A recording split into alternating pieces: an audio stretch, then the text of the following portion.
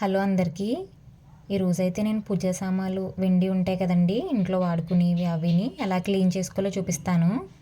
చాలా ఈజీగా అయితే సామాన్లు చాలా షైనీగా వస్తాయండి. మనం అల్యూమినియం అలాంటి గిన్నెలు తీసుకోకుండా ఇలాంటి స్టీల్ది అయితే చాలా బెటర్ అండి. ఫస్ట్ అయితే వాటర్ తీసుకోవాలి. మనం ఎన్ని సామాన్లు ఉంటే అవి మునిగేటట్టు. నేనైతే ఒక గిన్నె అయితే చూపిస్తున్నాను శాంపుల్కి. సో అందుకు నేను చిన్న గిన్నెలో వాటర్ అయితే తీసుకున్నాను.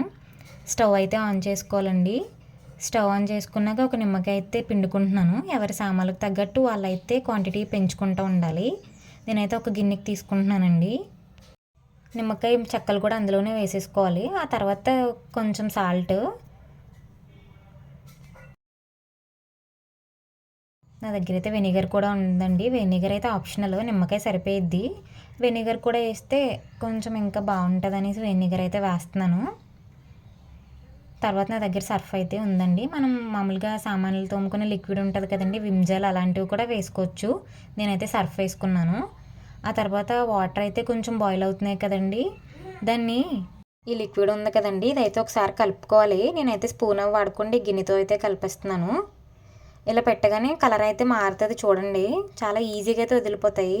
ఇంకా వీడియో చివరి వరకు చూడండి, టిప్ అయితే చెప్తాను. ఛానల్ని ఎవరైనా కొత్తగా చూస్తుంటే సబ్స్క్రైబ్ కూడా చేసుకోండి ప్లీజ్. చిన్న లైక్ కూడా ఇవ్వండి. ఇలా అయితే వేసేసి ఒక 10 మినిట్స్ అలా వాటర్ అయితే చల్లగా అయ్యే వరకు ఉంచండి. తర్వాత అయితే తీస్తున్నాను.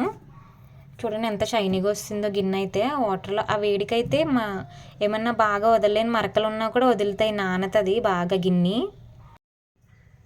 ఈ వాటి దగ్గర బాగా బ్లాక్గా అయితే ఉంది కదండి, అదైతే మనం ఒకసారి అయితే తోముకోవాలి. అప్పుడు ఇంకా ఈజీగా వదులుద్ది. చాలా ఈజీగా అయితే వదిలిపోయిద్దండి. మనం ఇప్పుడు ఆ వాటర్లో ఇంకా ఉంచాను, వాటర్ అయితే చల్లగా అయ్యే వరకు. ఎప్పుడైతే నా దగ్గర పేస్ట్ అయితే కోల్గేట్ది మ్యాక్స్ జెల్ అయితే ఉంది. నేనైతే ఇన్ని రోజులు వైట్ కోల్గేట్ పేస్ట్కి సామాన్లు అయితే వైట్గా వస్తాయని అనుకున్నానండి. కాకపోతే నా దగ్గర ఈ రెడ్ పేస్ట్ కూడా ఉంది. ఇది కూడా చాలా యూజ్ అవుతుంది, ఏ పేస్ట్ అయినా క్లీన్ అవుతుందని అర్థమైంది. మనం చేత్తో అలా రుద్దుకుంటా అంత షైనీగా అయితే వస్తాయండి. చాలాసేపు అయితే రుద్దాలండి, అప్పుడు చాలా ఇంకా షైనీగా వస్తాయి. పూజ సామాన్లన్నీ ఇలాగే క్లీన్ చేసుకోవాలండి, చాలా ఈజీగా అయిపోతాయి. ఆ లిక్విడ్లో బాగా పెట్టుకుంటే బాగా వాడి ఉంటాయి కదండి, అవి అయితే బాగా ఈజీగా అయితే క్లీన్ అవుతాయి. మామూలుగా అప్పుడప్పుడు వాడి అయితే ఇలా పేస్ట్తో అయితే క్లీన్ చేసేసుకోవచ్చు. ఆ పేస్ట్ చూడండి ఎంత బ్లాక్గా అయిపోయిందో. అంతేనండి, చాలా ఈజీగా అయితే క్లీన్ చేసుకోవచ్చు పూజా సామాన్లు.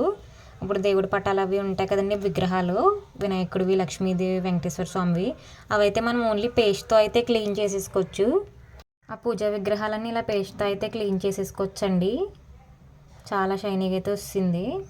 మనకి ఇంకా సాటిస్ఫాక్షన్గా లేకపోతే కొంచెం మనం స్క్రబ్బర్తో అయినా క్లీన్ చేసుకోవచ్చు. నేను ఇంకా అలా అయితే తోముతూనే ఉన్నాను. చాలా సాటిస్ఫైగా అయితే ఉంటుందండి. ఈ లిక్విడ్ మనం ఇత్తడి సామాన్లకు కూడా తోముకోవడానికి వాడుకోవచ్చు, సేమ్ అదే ప్రిపరేషన్. ఇంకా నా ఛానల్లో అయితే ఇలాంటి వీడియోస్ చాలా ఉన్నాయండి. సబ్స్క్రైబ్ అయితే చేసుకోండి, ఇలాంటి కొత్త కొత్త వీడియోస్ అయితే పోస్ట్ చేస్తాను. చిన్న లైక్ అయితే ఇవ్వండి, సబ్స్క్రైబ్ కూడా చేసుకోండి ప్లీజ్. అలా అయితే క్లీన్ చేసేసుకున్నాక వాటర్తో అయితే కడిగేసుకుంటే గిన్నె అయితే చూస్తున్నారు కదండి ఎంత బాగా వచ్చిందో. నేను అసలు అయితే అనుకోలేదు ఎంత బాగా వచ్చిద్దని. మన ఇంట్లో ఉన్న వాటితోనే చాలా ఈజీగా అయితే క్లీన్ చేసుకోవచ్చు, కెమికల్స్ ఏమీ లేకుండా. అంతేనండి వీడియో. నచ్చితే చిన్న లైక్ అయితే ఇవ్వండి.